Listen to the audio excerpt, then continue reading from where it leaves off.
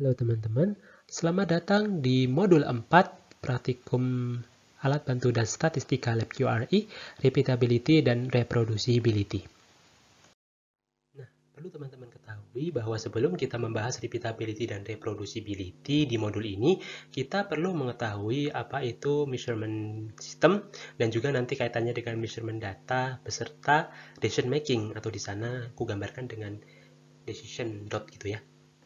Nah, measurement system ini dapat diartikan sebagai sebuah sekelompok gitu ya, sekelompok instrumen,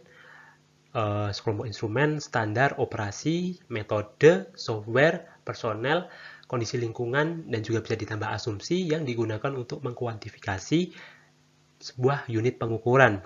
Nah, jadi dari measurement system, dari aktivitas pengukuran dengan measurement system tertentu, kita akan mendapatkan sebuah data pengukuran atau measurement data ya di sini. Measurement data. Nah, data pengukuran ini akan sangat mempengaruhi suatu proses pengambilan keputusan. Katakanlah dalam sebuah industri produksi mobil, dalam satu proses pembentukan bodi mobil gitu ya. Apakah perusahaan memutuskan untuk merubah atau memperbaiki proses pembentukan bodi mobil tersebut? Hal itu harus didasarkan kepada data-data pengukuran, karena nantinya pasti alasannya adalah apakah proses yang saat ini ada itu sudah mampu menghasilkan bodi mobil yang dimensinya seragam, atau mampu menghasilkan proses yang statistical in control dan sebagainya. Nah, semua itu perlu didasarkan pada data pengukuran ya tentunya. Nah, sebelumnya kita tahu bahwasannya measurement data ini akan sangat mempengaruhi keputusan yang diambil seperti itu ya, sehingga measurement data ini semestinya dapat dipertanggungjawabkan. Nah, untuk menghasilkan measurement data yang dapat dipertanggungjawabkan, maka kita juga harus memastikan bahwa measurement system yang digunakan ini dapat diterima atau dapat dipertanggungjawabkan juga. Dalam measurement system dikenali beberapa jenis error. Nah, error yang pertama digambarkan dengan akurasi. Nah, akurasi ini menggambarkan kedekatan antara suatu observed value dari sebuah pengukuran dibandingkan dengan reference value. Nah, selanjutnya presisi. Presisi ini menggambarkan kedekatan antara hasil pengukuran berulang. Nah, ilustrasinya dapat dilihat atau digambarkan dengan gambar di bawah ini. Dalam suatu pengukuran bisa dihasilkan pengukuran yang akurat dan presisi, pengukuran yang tidak akurat tapi presisi, pengukuran yang akurat tapi tidak presisi, dan juga pengukuran yang tidak akurat dan juga tidak presisi. Tadi measurement system error yang pertama adalah akurasi. Jadi akurasi ini dapat dijelaskan dengan 3 hal. Yang pertama adalah bias, yang merupakan perbedaan rata-rata observed value dari suatu pengukuran dibandingkan dengan suatu reference value. Selanjutnya ada linearity, yang menggambarkan perubahan bias dari waktu ke waktu. Dan yang ketiga itu adalah stability, di mana stability ini adalah perubahan bias dalam range operasi normal. Selanjutnya adalah presisi. Ada 2 hal yang dapat digunakan untuk mendefinisikan presisi. Yang pertama adalah repeatability, yaitu variasi dari observed value sebuah pengukuran yang dilakukan oleh operator yang sama dalam kondisi yang sama, mengukur part atau benda kerja yang sama secara berulang dengan menggunakan alat ukur yang sama. Nah, keberulangan inilah yang menjadi penekanan bahwasannya repeatability dapat dikatakan sebagai error akibat measuring device. Nah, selanjutnya adalah reproducibility.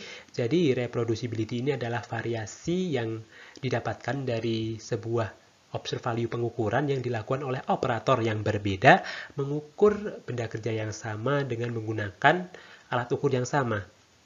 Nah, perbedaan operator di sana menjadikan reproducibility disebut juga sebagai error akibat operator. Nah, sebenarnya apabila kita melihat atau merujuk definisi reproducibility dari ASTM, kita mendapati bahwasanya di sana sudah memasukkan faktor lingkungan, lokasi, atau laboratorium di mana pengukuran dilakukan.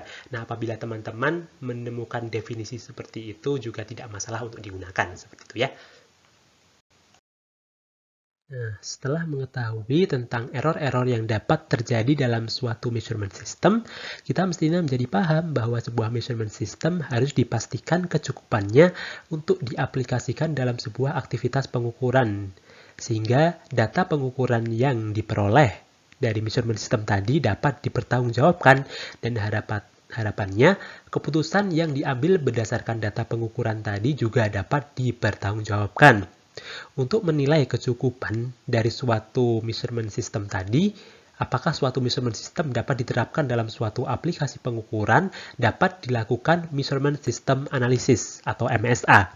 Nah, MSA ini dilakukan tentunya sebelum proses pengumpulan data dari pengukuran proses yang ingin dianalisis. Nah, yang mana MSA ini tentunya dilakukan untuk mengkonfirmasi apakah suatu measurement system dapat mengukur secara konsisten dan akurat, dan apakah cukup mampu membedakan perbedaan antar benda kerja atau part. Salah satu studi dari measurement system analysis adalah Gauge R&R study. Nah, Gauge R&R ini dapat digunakan untuk mengetahui repeatability atau seberapa besar variabilitas yang diakibatkan oleh measurement device. Yang selanjutnya adalah reproducibility, yaitu untuk mengetahui seberapa besar variabilitas yang diakibatkan oleh perbedaan antar operator. Selanjutnya, Gauge R&R juga dapat digunakan untuk mengetahui apakah variabilitas sistem pengukuran itu cukup kecil apabila dibandingkan dengan variabilitas proses.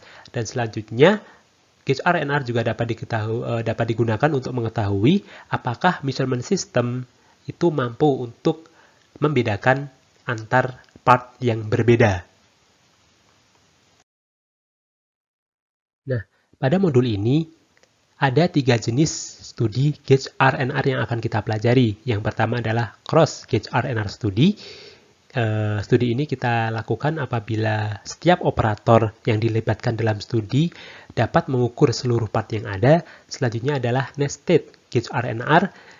Studi ini kita gunakan apabila operator yang dilibatkan itu tidak dapat mengukur seluruh part yang ada. Selanjutnya adalah Expanded Gauge R&R.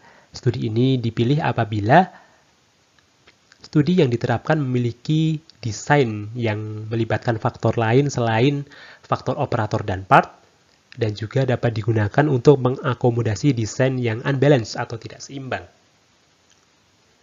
Nah, seperti apa penggunaannya akan lebih lanjut disampaikan dalam sesi latihan soal. Selanjutnya untuk interpretasi dari hasil studi Gauge R&R. Apabila nanti teman-teman melakukan studi Gauge R&R, sesungguhnya dapat didapatkan banyak sekali data yang dapat diinterpretasi untuk mendapatkan banyak informasi mengenai studi Gauge R&R ini. Akan tetapi dalam modul kali ini hanya ada 4 interpretasi yang diwajibkan. Yang pertama adalah berkaitan dengan seberapa besar pengaruh variabilitas yang diakibatkan oleh repeatability dan juga reproducibility.